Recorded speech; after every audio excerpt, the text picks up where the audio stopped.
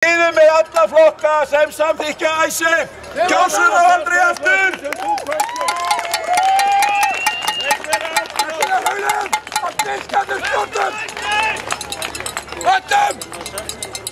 Þeir bera allir ábyrgð á þessu. Björgvin G. Sigurðsson, Jóhanna Sigurðardóttir. Það eru dýr ekki Ingibjörg Sólrún líka.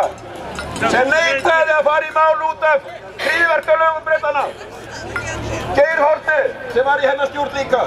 Föðurlandssvikari. Árni Matthíasen. Föðurlandssvikari. Þorsteinn Ingi Sigfússon.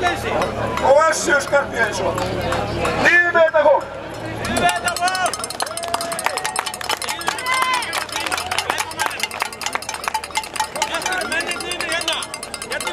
Látum auðmennina borga! Látum auðmennina borga! Gerum eignið þeirra upptækar! Þessir auðmenn eru ekki fulltrúar mínir og ekki okkar!